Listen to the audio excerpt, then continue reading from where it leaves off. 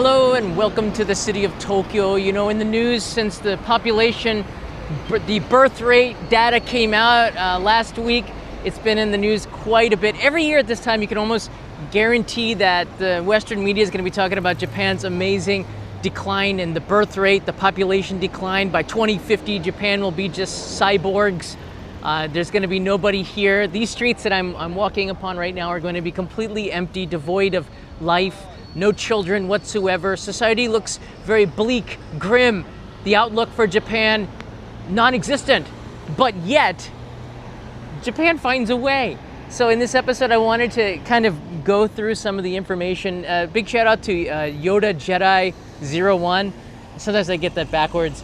For bringing this to my attention this morning. Here he is, Yoda Jedi 01 is in the house. He brought this to my attention just about an hour or two ago. Says, what is your thought about this video? And actually I watched the video yesterday before you brought it up. It's well done. He goes over a lot of details. It's very detailed in that light. And I think the title is a little bit much. Japan declares war. What do you mean by Japan? Because this party is just like a very small percentage of the people. They have only 15 seats in the House. So I'm not sure if Japan declaring war on immigrants. But it's an issue, and it's what we're going to be talking about here.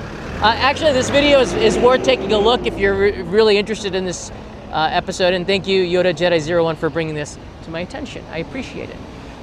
Look, it's like no secret. Every year since like 2016, we've been talking about this, and Japan's population peaked quite a while ago. There's an article not too long ago from Yomiuri newspaper. And it had this chart here. I'm going to freeze it and explain it to you a little bit. So Japan's population peaked at 128 million. Not quite 130, 128 million in 2008. That was when the Lehman Brothers markets collapsed. The world markets are crashing. Things are getting worse. But that's the peak, all right? I want to put it in perspective. So the blue line is, you can see the population decreasing. 2008 hits, that's the peak, and then the red lines you see there, the decrease, the minus in population, and that minus is going at a more rapid pace than expected. And that's kind of, when you look at this graph, that's sort of what's worrying. It's not that the population is declining, it's that it's declining so fast. And I think we're hit like nearly 1 million people less than last year at this time, which is crazy. For a population, that's like, we're getting closer, like 1% of the population is gone just by natural causes, right? In the fact that more people are leaving us than are being born. And that is very concerning to me. Now, what does Japan do about this? This is an issue. Japan's natural population change has marked its largest drop ever, according to the estimates. That was last year. I think this information came out recently. I've seen a lot of media doing it, but they've got all these, I don't even need to go through this. They've got all these plans, all these ideas. Almost none of them have been put into practice. It's something that it's sort of irritating as someone is a resident of Tokyo, which is actually seeing an increase in the population. It's the rest of the country that's on the decline here. But it's something that is really worrying. But this video kind of puts it into perspective here. So we have this new political party, Sanseido, which is started by a guy who used to work in a supermarket. I don't say that in a disparaging way. I think it's a good thing. Average people he's young, average people getting involved in politics. They want change. It's a result of lack of leadership from the Juminto, which is the Liberal Democratic Party in English here in Japan. They've been ruling for the majority of the post-World War II era. And many people think not so well. But the other parties are not better. So there's a leadership vacuum in Japan. This has been apparent for a very long time. We had Prime Minister Abe, who was the longest serving prime minister. He kind of fixed things. He was determined not to be a one-year prime minister, and found a way, using his experience the first time, to really be a leader and push things forward, whether you agreed with him or not. There was stability. And it was at the worst of times too, when the whole world was sort of collapsing under the pandemic and all of this stuff was happening. So he had a pretty rough, half of his time was pretty rough, all right? So that's the context in which well, at least the end of it, because he left in the middle of the pandemic. That's the context of the leadership vacuum here. So this video on the Salcedo is very intriguing, but it also hits on the population decline and a lot of other stuff. With the West, and this is what you should leave with, and WRX Turbo's in the house. It's obligatory to mention our friend here. Thank you. Look, Westerners who have never been to Japan, don't live in Japan, always think that they have the best solutions. But if you look at the Western countries here, they're more in chaos than ever before. So I would say that Westerners, probably their opinions on how Japan should solve their population decline, probably not the best people to ask about the way to do this. Immigration, I don't even know what an immigrant is in the United States anymore. If you come into the United States illegally without a passport and your visa, you are an immigrant. I think that that's wrong. I think if you, because I come from it from a prism of living in Japan for 27 years. If you come here without a passport, you come here without a visa, you are not an immigrant. You are illegally here and you will be deported. You will be, and Japan takes very few asylum seekers anyways. You will be taken by the authorities, put in detention, which is like prison, and eventually deported. And that means you can't come back for 7 years, but more than that, you're in detention for an extended period of time. People have died in detention. Look this up. So it's not a place that you want to be. Prison in Japan is not good. I did a video on this. They give you like black and white TVs because it's more irritating to watch black and white standard definition TVs than it is to have no TV at all. So they find like psychological ways to make prison really suck. But detention centers is not something you want to be in. If you're here without a visa, you are breaking the laws and you are not here. So immigration, you have to get rid of this Western, this neo-Western definition of what it is to be an immigrant, okay? If you're in Japan illegally, then you're going to be taken out. So it has to be legal immigration into Japan. They've got their own way to do it. And you can disagree with this, but that's the way we do it here in Japan. I got to renew my visa. I got to do everything by the book because then, you know, the tax people in Japan, as well as the banks, as well as everything, the system works by having a residence card, which is this card you must always carry with you that shows that you are a legal resident of Japan. Without that, you can't do anything in this country, just the way the system's set up here. Ice and clad, get us children. Well, thank you. I'm gonna try to keep this as short as possible here. I'm setting it up. So this is very important. You can't think of this in terms of Western society here and the way that you call immigrants. I wouldn't, again, if you're not in the country legally, then you're not an immigrant. You are an illegal in the eyes of Japan here. So that's number one. Number two, the reason why they don't want more immigration into Japan is that people don't assimilate anymore. This is an issue that we're seeing in the West, and this is why, you know, in America, and the thing that I love about America is that it is defined as a melting pot. You come into America, you're an American Irish, you're American African American, Asian American. You get into these groups and stuff. Okay, whatever. It's a mixing pot. Then there's France, which has you know, a lot of immigrants coming in here. They're not as much of a mixing pot, although they kind of are these days. Japan is not that. Japan is not a melting pot.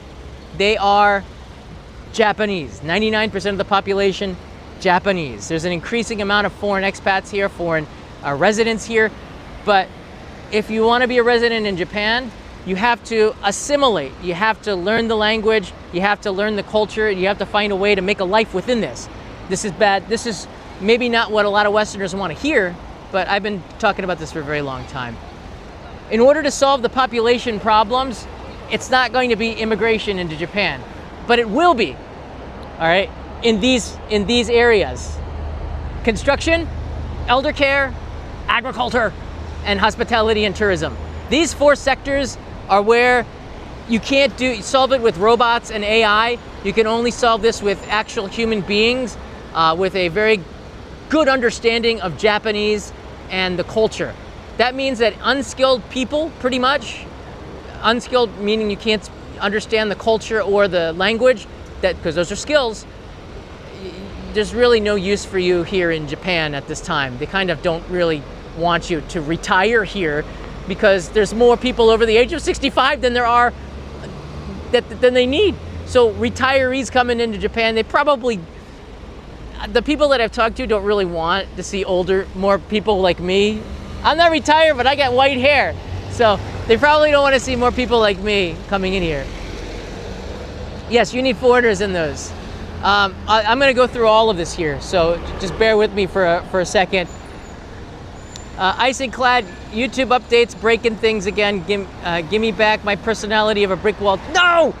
Personality of a brick wall. Change the name. What? Oh no! Hey, I'm on your side. YouTube, give them back. Personality of a brick wall. I can't believe it. That's where you've been. I've been looking for you. Ramsey silence also in the house. Iced coffee. Stay hydrated. Very important. That is true.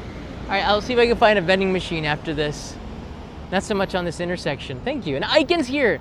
Just not all tourists. These are great comments. Not all tourists are the same, but not all immigrants are the same. I'd love to be part of the Japanese society continuing artisanal traditions. And that's it, right? Icon hits on it. There are, you can't really, this is a sensitive issue for a lot of you, I get that. You can't really predict how a foreigner is going to react when they come here. Because for me, in 1998, when I came here, I'm the last man standing. I've known hundreds, maybe thousands of people, foreigners. I'm the last one here from that era. Everybody else has left. And I've stayed here because I found a way to make a niche here, to assimilate, to understand the society and really like it. You have to be able to do that in order to stay here, because you think you like it, then you move here, and then you find out that there are a lot more challenges. You are not in America, and I don't know what it is. A lot of Westerners who do come here think that their system is better and that Japan should change to them. You can't have that attitude. You have to be the attitude where you're changing to Japan. The nail that stands up gets hammered down. Keep that in mind. Unless you are assimilating into the culture, you're going to have a hard time after a year. Let's say there's like a year grace period. After that, I don't know. You don't have to be Japanese, because then you don't really have a value to Japan. But you have to understand the culture and assimilate into it.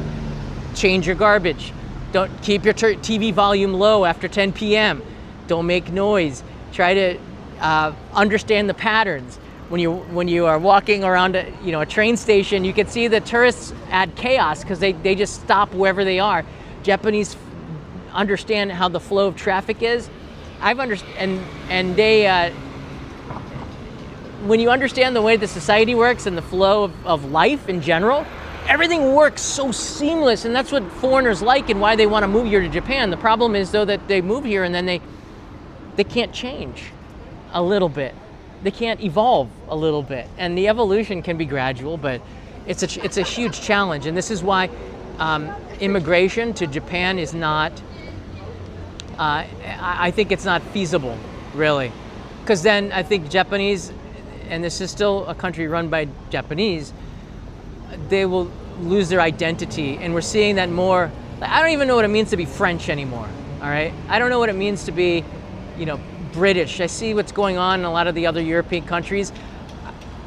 It feels like they're losing identity, and I'm not sure if they realize that, or maybe they do, which is why they have the nationalist uprisings, and I'm not sure if that's the answer either. But you can't let people in indiscriminately. You have to be very selective, and that's what Japan's doing with these. All right, Japan is very selective, and if you're in one of these fields, you probably have a good chance of getting a visa and coming here and becoming a resident. All right. And with hospitality and tourism, you could say English language is one of those. So there's a lot of eikaiwa teachers, English language teachers, but you guys are all being replaced by AI. And I gotta be honest with you, I'd say in about 2-3 years, eikaiwa schools are out of business, except for perhaps for children only. But adult eikaiwa is like on the way out, all right? It's on the way out. All right, let's look at this a little bit differently here.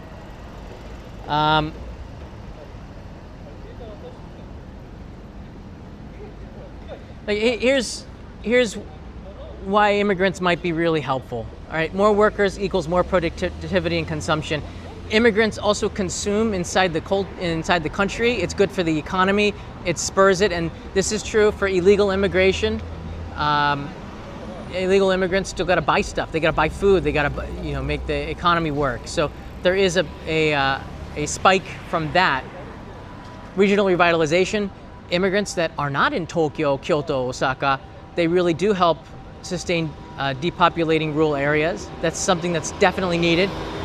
I walk through some cities in Japan and it's like a ghost town. Skill diversity, they bring in different ways of thinking. They bring in different ways of doing things. And that's something that Japanese cities need in order to attract more tourists away from the golden route. That's something that's in especially in the IT fields. That's something that is definitely in high demand. And the care sector, so many nurses are needed here, and we've got more Filipino nurses coming in here.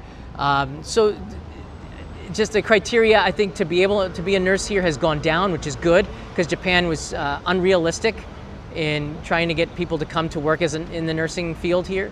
But we definitely need more of that. We need more doctors. We need people in the medical field because we just have so many more people over the age of 65. So those are the issues here. Now, here's what Japan is actually trying to do to overcome this, all right?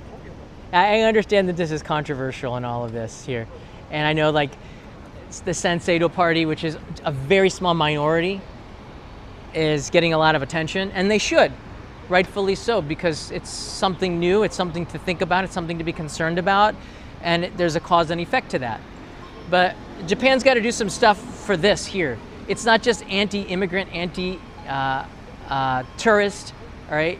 Foreigners go home. I get that. There's a small percentage of people that are like that. That was like that before Senseido. That was like that 5 years ago, okay? That was like that when I first moved here.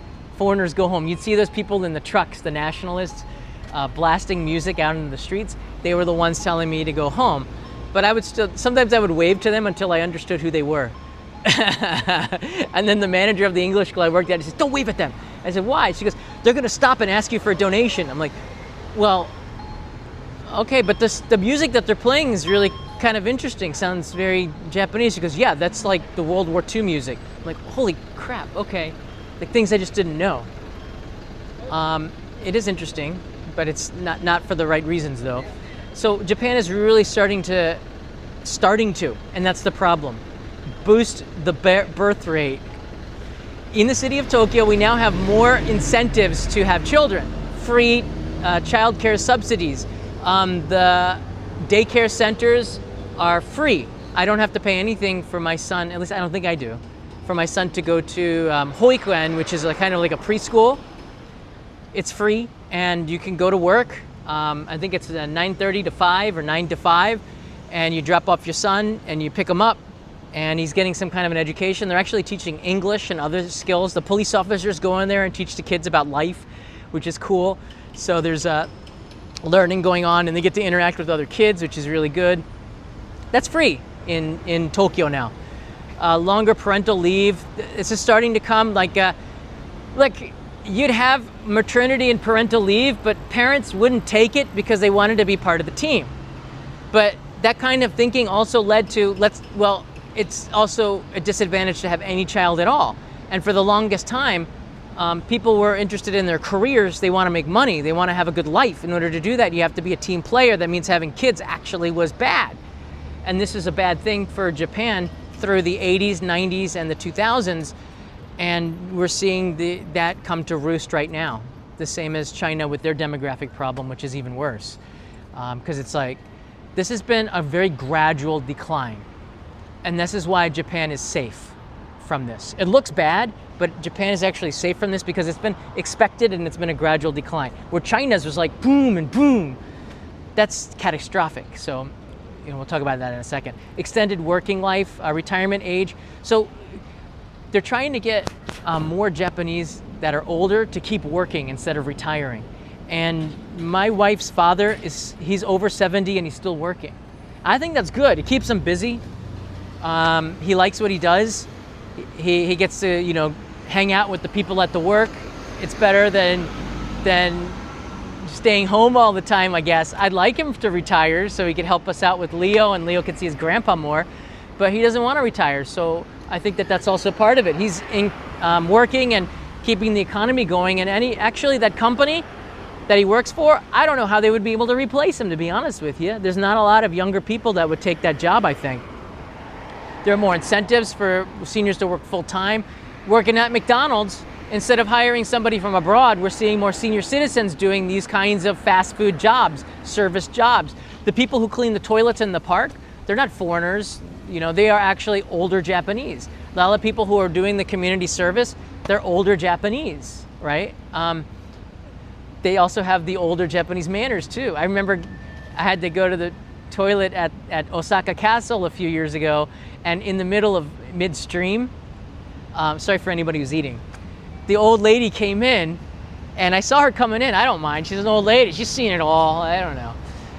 And she starts. I'm not kidding here. She takes the rag and she starts cleaning the lip of the urinal in midstream, between my legs. I saw the thing going there. I'm like, I took a half a step forward because men always are not close enough. So I said, well, crap, this is a little odd. I don't know how I felt about it. Not that comfortable, but had a cleaner toilet, urinal. It's different for a guy, I suppose. It's a little odd, but those are the kinds of people that are cleaning the park restrooms, and they are clean. Reskill programs for older workers. So if you were, and this is so interesting. I love talking to the taxi drivers here. You're always going to get these anecdotes in these live streams. I take taxis more and more because I live in central Tokyo. It's only like 500 yen to go from one place to the other, and you save like half an hour, which is quite significant in the scheme of the whole day. I always talk to the taxi drivers. We're seeing more young taxi drivers, but a lot of the taxi drivers are retired company workers that are now taking up this job to drive because they want to stay active, they want to meet people, and some of them are not the best drivers. Some of them are pretty good, but they all like talking too, especially if you speak Japanese. So I always learn something. A lot of them aren't from Tokyo originally, so I like to talk about their hometowns, but I also like to talk about what did you do before you were a taxi driver? And all of them had careers as company business workers, so office workers. So it's fascinating to see they're also taking up taxi driving, like a lot of things where they can't speak Japanese. So you'd have to go through training to do stuff like this. All right, let's look at some more of what Japan is doing. I see Aiken chimed in here. The cleaner was checking your fortitude. I don't know what she was checking, all right? I don't think she was checking anything out. Again, I bet you she's seen it all. Who knows? Maybe not. That's what she was checking out. Who knows? Number 3, we saw this with Prime Minister Abe, although we can't gauge the sincerity of the government's initiatives. I don't really care because I think anything is better than nothing, and their work in this direction, and they're moving in this direction. They're behind the West, but women's workforce participation is so key, I think, to Japan's long-term growth. But this also might be against the population increase, right? So reduce long overtime culture, expand childcare facilities, promote women to leadership roles. This is absolutely necessity. I think women would make better leaders than some of the men that we have, or the competition would make the men become better leaders. Women have sometimes a different perspective on things, different upbringings, different backgrounds, for sure. I think that we're moving in that direction where there are more women in more powerful positions, but again, compared to the West, it's a completely different thing. But if we're looking for workers for the workforce, you don't have to look so far. There's a lot of women that have grown-up kids that are maybe in their 50s that could go back to work. Maybe they don't want to. I don't blame them. But people going back into the workforce is kind of a big deal. So those that had children in their 20s and the kids have gone off to college and entered the workforce, some of those women are going back into the workforce, which is interesting. They're doing stuff like cleaning the restrooms in the parks, I guess. But a lot of women in their 50s have skills. They're going to college. They're doing stuff. They're being very productive, and that's good. Increase labor productivity, automation, robotics, AI, and manufacturing. Japan is leaning into robotics more. I talked about this so many times on this channel. The West fears robots. The West fears AI. They see robots as, Terminator, Skynet, goes active, destroys the world. Robots are the enemy. Japan, robots are always the hero. Anyone who watches manga, anime, they know this stuff, like Astro Boy and stuff, Ultraman. These are our saviors, or robots are. So it's only natural for Japan to have cyborgs, robots, machine-integrated humans, stuff like this. The comfort level is much higher here than probably elsewhere based on the culture. So the answer is less immigration, more robots, more AI. And I think we're only a few years away from the super leap.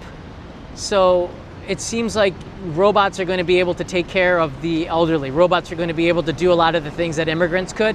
And robots would assimilate more in the Japanese culture than the immigrants. And I would say 15% of the immigrants, that seems like a low number, but it's not. Okay, I can bump it up. 20% of people who come to Japan will end up being people who care about the arts, who do ikebana, kind of learn about tea ceremony, learn the language. It's only like 1 in 5.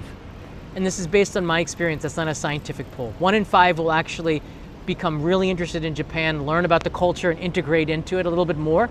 You don't have to become Japanese, but to understand Japanese history and the background of it all, it means that you understand how the culture works. It's like 1 in 5. That means 80% probably not going to integrate. At least that's been my experience here. Digital transformation of government.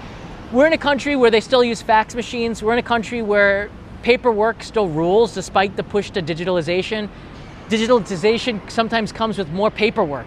It's funny in Japan like that. Like I have I could do things digitally, but they still give me paperwork. It's crazy. So Taro Kono, or Kono Taro, depends on how you go about it, because you want to do stuff in the last name first name last here. So Taro Kono is the digital minister. He's somebody who's probably going to be the next prime minister of Japan. He's also young. He went to Georgetown University. He speaks English fluently. He's more, has more of a diverse background. And he's got a amazing sense of humor. He's hilarious. Probably will end up being the prime minister in the next 5 years, I would say. But he has a more futuristic look onto Japan, and maybe more energy to be able to get Japan to go there. Ishiba seems to have fallen asleep at a couple of events, including the Nagasaki. I think he fell asleep at the Nagasaki or the Hiroshima memorial service, which is not the greatest thing to do. Probably need a cup of coffee. But we need somebody young in there, and you need somebody with energy for sure. You need somebody who is going to motivate people. And Ishiba's not doing a bad job, I don't think. I just think more energy is needed in this, and maybe he's a connector to that. All right, there's a couple more here, and then I'll take some of your questions.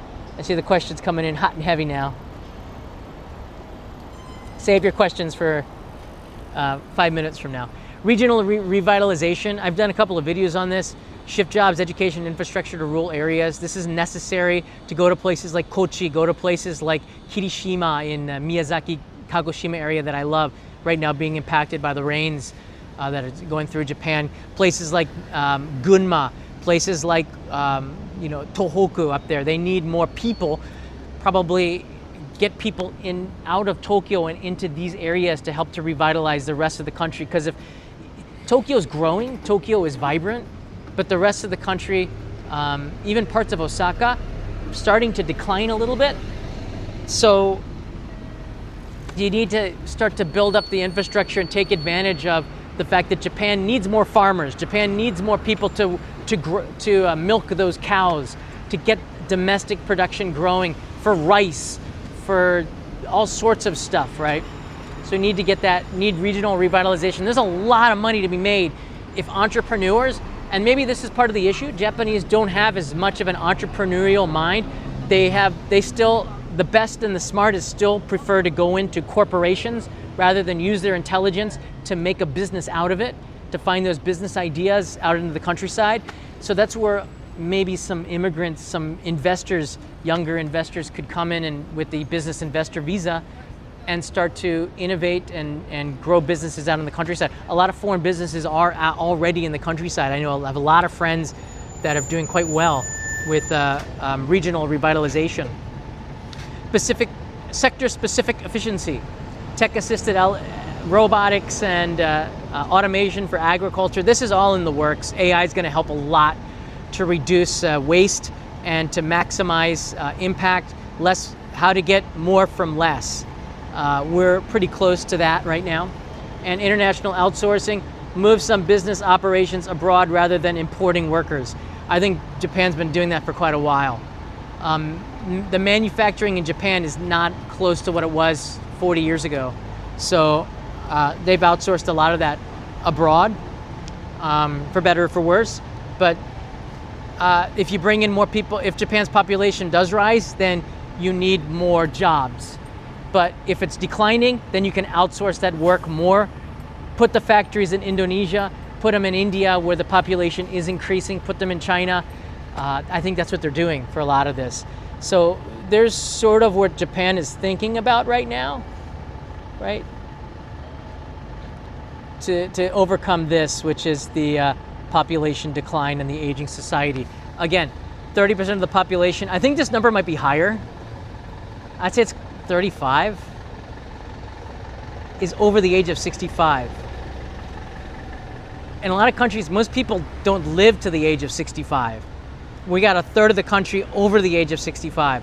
That's unsustainable. But it's a gradual decrease, so there's a reason why Japan isn't collapsing as a result of this. But countries like China are in danger of it. By 2040, Japan's working age population could drop to 20 million people. That's true. And you know what? That's actually true on most countries because AI is going to replace a lot of jobs. It's already replacing the English narrators here. We've talked about this. It's already replacing a lot of the things that are needed for Japanese in industries here. So AI and robotics you're probably gonna have a robot barista at Starbucks in Japan. Maybe not in the United States, but in Japan, I would say the first place to have robotic baristas would be here because we accept robots and it's understandable. But I don't know, this service is so good with the Japanese workers at the Starbucks here. I don't typically drink Starbucks in the United States, but here I might. I probably do a little bit more just because the service is really good. It's good in the US too. I shouldn't knock it so much, but it's really good. Maybe it's just too crowded in the States, but it's really good here. So I don't know. It's got air conditioning. That's also another. All the cafes got air conditioning, and this Starbucks, the first cafe was non-smoking. So yeah, it's so crowded. It depends where you go in Japan. My local ones are not crowded at all. But they were the first cafes in Japan to be non-smoking. Kisatens are famous for having coffee and tobacco. Yeah, vending machines replace a lot of businesses. In fact, look across the street, okay? Do you see that? There's a robot doing deliveries that's replacing humans right there. Literally, society is... Okay, watch the robot cross the street on a red light. This is crazy, right? Look how society is integrated with the robots. Nobody is remote controlling this. This might be freaking out people live here.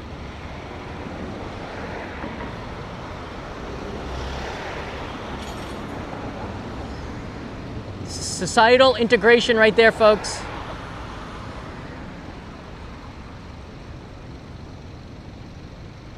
Look, somebody's taking a picture. I believe that's Rakuten, but these robots are on the street. I almost hit one the other day on my bicycle. This is the future. So Amazon deliveries, Takubin and Sagawa, all the delivery services they're overworked. These robots are filling in, and we're already seeing it on the streets here. He just made a left and he's going down the street there. Little guy. He's got a cute little face too. They're good. They're already doing food deliveries as well. Do you think Japan's economy can rise again? Not the same way. Everything is an evolution, all right? After World War II, Japan's economy grew because the United States put them on a path of sustainable growth and got rid of their defense budget, they could use that money to invest in business. They're very smart in the way that they did things. They focused on efficiency, on knowing what consumers wanted in markets abroad. They took products, like Japan is famous for this. They took products like vacuum cleaners, TVs, VCRs, trains, cars. Japan didn't invent these things, but they made them better, and then they sold them back into the markets and competed at a higher rate than the domestic places, let's say American cars or European cars. There's a lot of Toyotas around the world. They found a way to make it work because they were focused on this. But Walkmans, right? They were innovative as well. But I don't think you can go back to that because that's a manufacturing-based economy. China's doing a lot of that right now. Look what they're doing, DJI, Insta360, in my field with the cameras, with technology. I'm so impressed with China. I'm so impressed with China. I'm not a China hater. I got so many friends in China.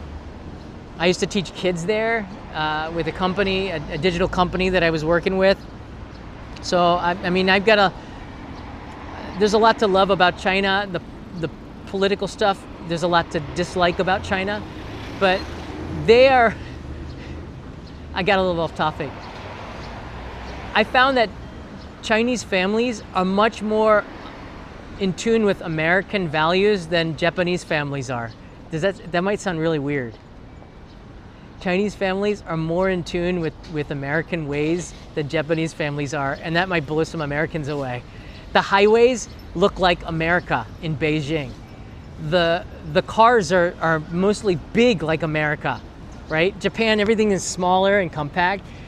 China's gone big like the United States. It's amazing how there are similarities. Of course, that's maybe where it ends. But it's interesting to look at the similarities in the way the family life is, the way that the people think. It isn't American, but it's more American than Japan would be. It's just based on a model of success. I think you could take a look at society here in, maybe because there isn't an over-tourism problem in China from Americans, perhaps. I don't know. But the bottom line here is this, okay? Immigration and immigrants coming in here, it's not the solution to Japan's problems. Japan has a Japanese solution. They're going to take a look at what's happening in the United States, and it's kind of a mess, all right? Politically, immigration, they don't want these problems. And whether you're left or right in Japan, this isn't a political issue. Maybe it is, but if you don't have a visa and a passport, you can't come to Japan. And for me, it's a little perplexing how the U.S. and the West has been able to get away with this for so long. But if people don't assimilate into your culture, and I'm saying this because this is the reason why it doesn't work in Japan. If people don't assimilate into Japan, and they don't become Japanese or have an understanding of it, the society will break down. People in Japan want to stay Japanese. They can take in a certain amount of people. It's okay. I'm not an unknown factor here in Japan, so I can kind of get away with it a little bit. But I'm very active in my community. People at the supermarkets know me. The police officers know me. The people who my garbage men know me. Everybody knows me because I talk to everybody. So I'm a known factor within my community. So that's different. A lot of foreigners are not like that. They stick to foreigner groups. They stick to English. They don't get in touch with Japanese culture. And this is something that has led to the growth of the Senseido Party. It's not about tourism. It's about foreigners who come to Japan. They start living off of welfare. Even Japanese don't. Konnichiwa. Even Japanese don't live off of welfare. A lot of them have too much pride to even go there. So even if they needed the help, they wouldn't do it. I was in Kanazawa, and I was hitchhiking about 7 years ago. Some of you might know it. You can buy the Blu-ray. Should I give it a shameless plug? I hitchhiked the country, and this is part of my story, I think, in the Blu-ray. I would camp in city parks. It's very safe. I don't know about now, but it was very safe then. And in the middle of the night, somebody came on a bicycle. I didn't get out of my tent, but I was a little bit freaked out because I watch a lot of horror movies, and you think about the worst. Your imagination gets like, who is that next to me? Of course, it's Japan. It's going to be fine. So in the morning when I woke up, it was a lady who was homeless. She was about, I don't know, 45, 50. I guess I didn't really talk a lot about it. We had some conversation. I had mikan with me, some oranges, because it was March and we still had some mikans.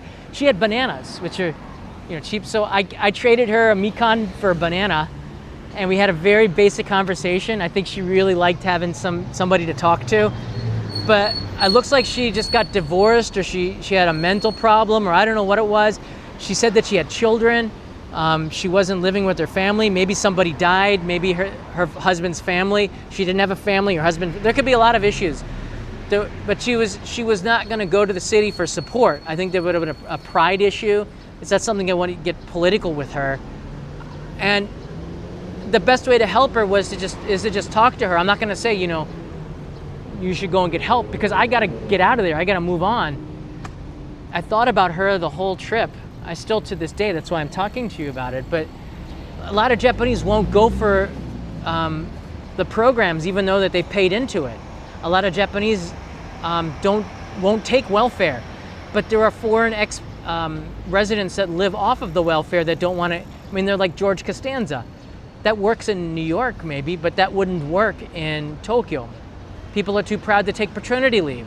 People are too proud, or they don't want to be seen as being not a hard worker. So despite people paying into the system, nobody really uses it, including me. I had a really rough patch for about 6 months. I probably should have, but I didn't. I lived off of savings, and I was able to pull through it. Started working at Eikaiwa and did pretty well, I think, and eventually. But we all go through hard times in our lives, and that might be a time to do it. I mean, I didn't have kids or anything. It's different. There are people on welfare here, but there are too many foreigners, according to Sanseido, living off of this, where they're not really paid into the system. I paid a lot into the system, man. I'm not going to get crap. I've been here 27 years. I've been paying into the Nenkin system, the Social Security system here. I don't think I'm going to get. Kanai says I will, but I don't think I'm going to get much anything. I don't expect it. I don't look at it, but I look at it as like, I'm a resident of Japan. I've chosen here, so I pay into the systems. A lot of foreigners don't even pay for the health insurance, which is mandatory here. They don't pay for the Nenkin, right? They don't pay into the systems either, which is a big problem. You used to have to prove that you paid into it to get a visa, but they stopped doing that. I bet you they bring that back. I don't know. George Costanza slander will not be tolerated. He was a great assistant to the traveling secretary of the Yankees. I love George Costanza. How you can't forget the guy. I had an argument with ChatGPT about the top 25 greatest TV characters, and ChatGPT is a lot of it is like hallucinations, so you have to triple check everything. They put in Cosmo Kramer and Kramer as number 18 and 25, and I said, you have two in there. She goes, oh, that's right. I'll replace both of those with Costanza. Oh my God. Yeah, maybe. How could Jack Bauer not be on there? I had an argument with ChatGPT. How could and they said, well, then you'd have to bump Archie Bunker. I said, well, we can't bump Archie Bunker. Jack Bauer has to be on there, though. I don't know. It's hard. It's a hard one. I'm not really angry at ChatGPT, all right? I'm not like triggered by it. But we're having a debate. Like, my friend's out of town. Peter's not here. It's Obon. It's holiday season. Nobody's really around. Kanai's working super hard. I'm home alone editing videos a lot. So every now and then I take a break and I argue with ChatGPT. We have discussions. I sometimes win, which is great. This is probably in 5 years I'll never win, but right now I'm beating the ChatGPT. Even the version 5 of it, which is not very friendly. I'm not here right now. Please leave a message at the beep. Yeah, that's the Costanza one with the jingle. I lived through that era, man. Everybody had that message, or a lot of people had that message. It's like it was so influential. And when it comes to tourism, Japan is at the top right now. 44 million people expected this year. 44 million. Do you argue with AI in your spare time? Sometimes. I don't have a lot of spare time, but when I do, I find that AI, I can just shut it off. Where it's hard to tell a friend, I gotta go now. AI is like, I'll see you later. Let's chat later. I feel bad if I do that with an actual human being, but I still don't pay for the ChatGPT, although I did for a bit. I didn't see much of a difference or a reason to do it yet. Great to see you're still active on YouTube. I've always been active. I had to restart over the channel. If you're just watching this for the first time, and for those that are watching here, do I have it? This happened just. I took screenshots. Hold on a second. I can bring this up here. Maybe I didn't. The main channel just passed the live streaming channel, which is amazing to me. I don't have it here. I thought I'd taken some screenshots. So now the main channel is now the breadwinner, and now this channel is now second. So I'm going to be focusing a little bit more time on the main channel, but I'll still be live streaming quite a bit. But I'm going to be focusing more on edited content now. I said the moment it does that, I will make that swap. This channel was the main channel for a very long time. But it's interesting. Very interesting.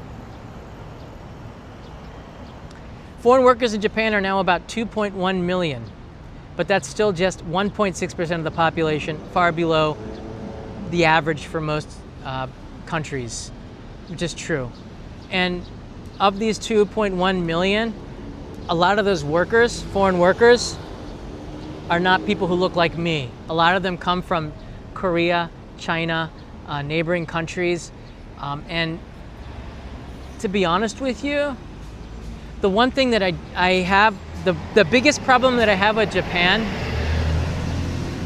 is maybe like the fact that there's a really big Korean population in Japan.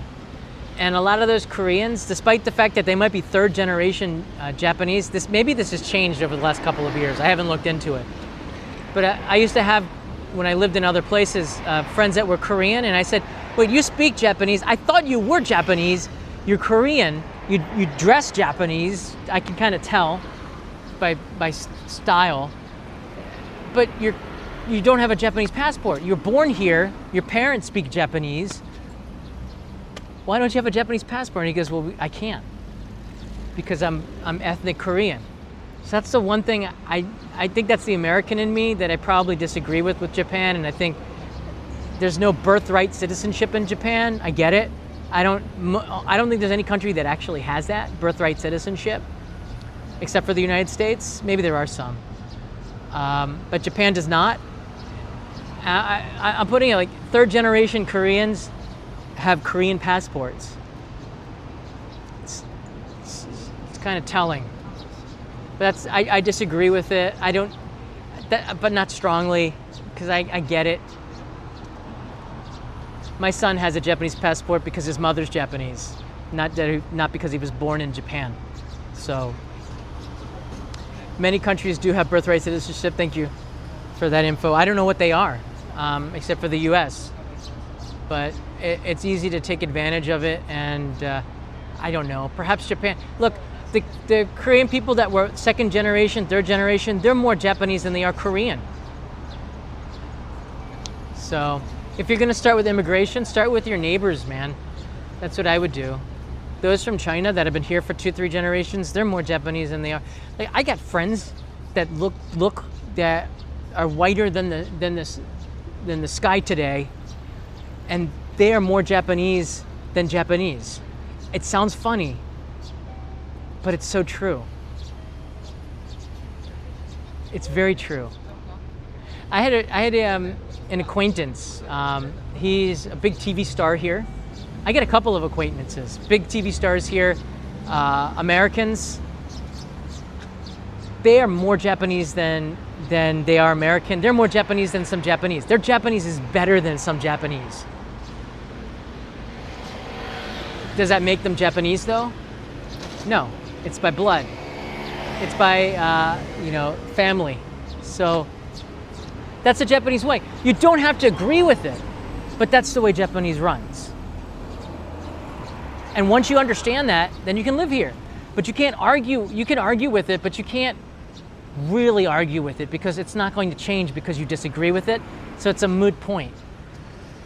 It's not going to be the ideal society that you want it to be. It'll be the society that Japan is. Because not a lot of Japanese agree with it either, but it's just the way things are here. And outside of the countries where you can initiate great change, things in Japan do not change at a rapid pace, if at all. I had a friend I work with at NHK, Tokyo Kuni. Love him. Great person. He inspired me in so many ways. He's the original Japan. I think every time I meet with Tokyo Sam, who's been here for a long time too, and he's somewhat controversial, but he's got the biggest heart, although he should show it a lot more. We always talk about Tokyo Kuni and the mutual affection that we have for him and the stuff he did. He's hilarious. He used a little bit too much curse words of it, but in person he's hilarious, inspirational, first Japan vlogger, talked about daily life here. He wanted to change NHK. Every time we talked, he said, well, we got to change NHK. We got to do things. I want to see NHK get better. I want to see NHK modernize. But that's not how Japan works. And this is the thing, how we kept getting it wrong. We'd only been in Japan for like 10 years or something at the time. But we kept getting it wrong because we didn't quite understand it. I understand it now. But you can't go into an old institution like NHK and because you want to make changes and you think you have the right recipe, think that NHK is going to change. It's such a political, anti-risk organization. It's going to change at a super slow pace. Even today, the TV shows feel like they're 1990s magazine programs. I've never asked for except that when I got hired for the first one, I never asked for a job with NHK. They always brought me back as a reporter for Tokyo Eye until the series ended. I was in the last episodes of Tokyo Eye, and I was in the 101st episode, and they had well over 500. So I think I understood about how it runs, which is why I kept working there for such a long time. But I don't so much right now because I'm very focused on what I do. I don't think you can change NHK. I think NHK will change from the inside at its own pace. And that's Japan in a nutshell. You can't change Japan. Japan will change you. And if you don't allow Japan to change you or evolve, then it's very hard to live here. Which is why 1 in 5 immigrants actually change and will stay, according to my statistics. It's a ballpark figure based on my experience here. 1 in 5, and I might be very generous with that. But I see it all the time. I got friends, foreigners, that pick up Japanese arts, pick up woodblock printing, or ikebana, or karate, or something that is Japanese traditionally, and they end up teaching it in English or helping Japan in a way. What do you give back to Japan? Ask not what your country can do for you, but what you can do for your country. And if you're going to live in Japan, what can you give to Japan? So I think what I'm doing is giving back in a way. Right? Perhaps. Usually require, let's see here. Let's look at the questions here before we end this thing. In the city, you eat paper. In the country, you eat farm food. That's a good reason to move out of here. And we're considering leaving Tokyo. We'll see what happens. 60 million by 2021, and they'll probably just be just fine. Would you invest in Japan? Sure. If their productivity stays the same with half the population, they have less people to pay with programs and more money. So Japan is in a pretty decent spot compared to other countries, which is why I think Japan doesn't need to rush to immigration, because of their embrace of technology, their embrace of robotics and AI compared to other countries. I have a friend who came to study animation after 2 years, couldn't stand living here. Wasn't for him, he finished studying elsewhere. Japan is not for everybody. A lot of people think it is the fantasy. It is not. It is a hard place. I want to recommend my friend's channel, Chani, is it Chani Japan? C-H-A-N-I Japan. I'm surprised, she's doing so well. I met her when she'd been, she had a relatively small channel. It's starting to really explode and I'm so excited for her. She's Australian woman living in the countryside. And she talks about her akiya, her abandoned house, life out in the countryside. She's so authentic too. You can't not love her. Go check out her channel. She talks about a lot of these issues. And she has challenges and struggles just like everyone else. She's coming from Australia, which is somewhat similar to, she's a Western country. And you have to find a way to adapt into Japanese society and the everyday life, because I've been here too long perhaps, and she's been here a lot less than me, but she is doing so much better and so much faster than I have. So go check out her channel if you're looking to learn more about Japan for sure. There's a lot of really authentic creators out there that are doing an excellent job. She's one of them. And I met her at Zensuji at a job that did not pay much money at all. It was more like you did it from the heart because you like the countryside. And she was one of the other creators that was there. And I'm like, this is great, you know? We do it because we love it. And I felt that as well from her. This video is quite clickbait. Really? I don't think so. What's your question then? This is a live stream. All right, if this is so clickbait, what's your question? You have a platform, what is it? If you think it's clickbait, I'm right here. You can ask away. I did a live stream on the Takanawa Gateway Station when it first opened. So, no question? I'm pretty sure I hit on the topics in the first 15 minutes of this live stream. Now I'm talking more about the feedback that I get in the live stream, and it's kind of a free-for-all. Dude, I'm asking, Yamato or whatever your name was, if this is so clickbait, here I am. You can ask.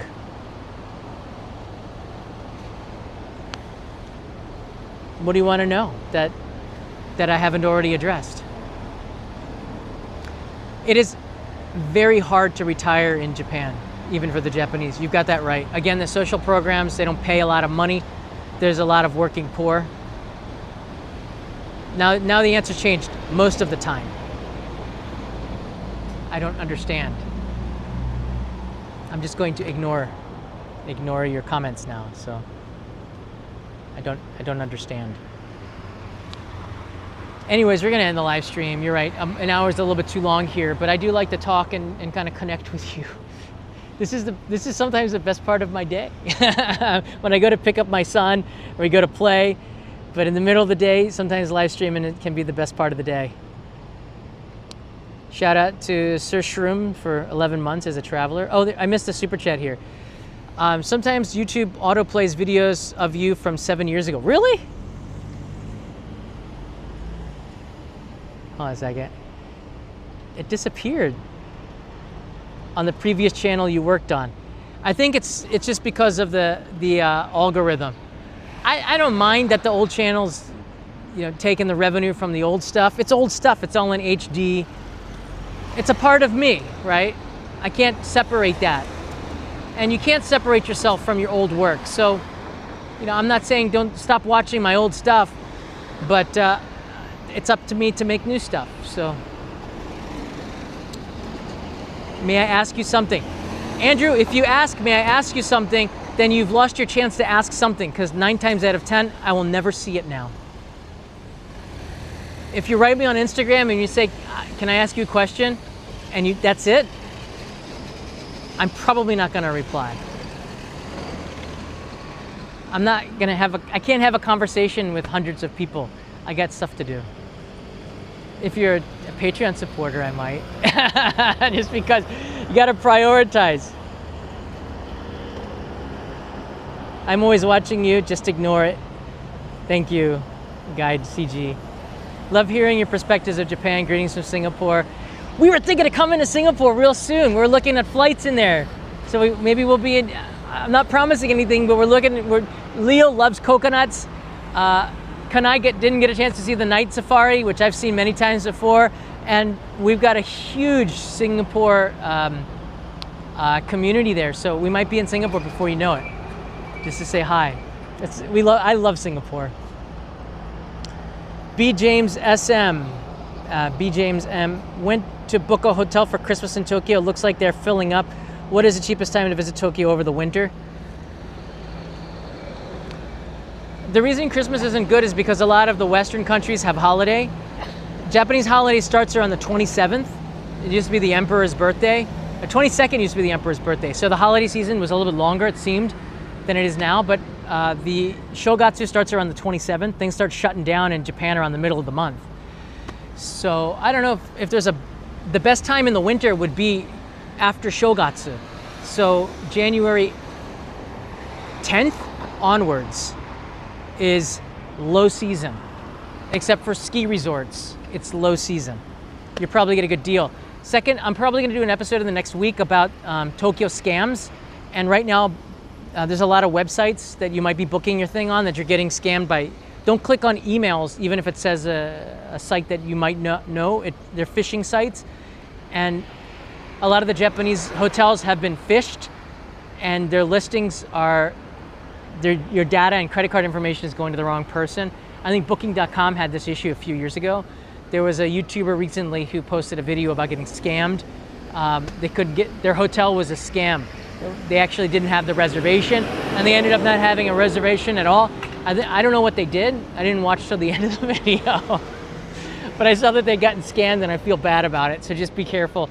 Japan does have scams. If you're booking through booking sites, always confirm your booking. All right, guys, that's all I got for you. I appreciate it. Japanese society has moved on, and their answer is not immigration. It's going to be AI and robotics. I think everybody knows that.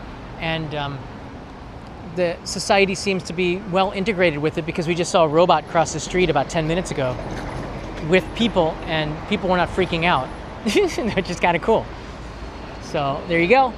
All right, I'll see you in another live stream tomorrow. I'll talk more about it. If you have any suggestions for an episode here, let me know below, and mata ne.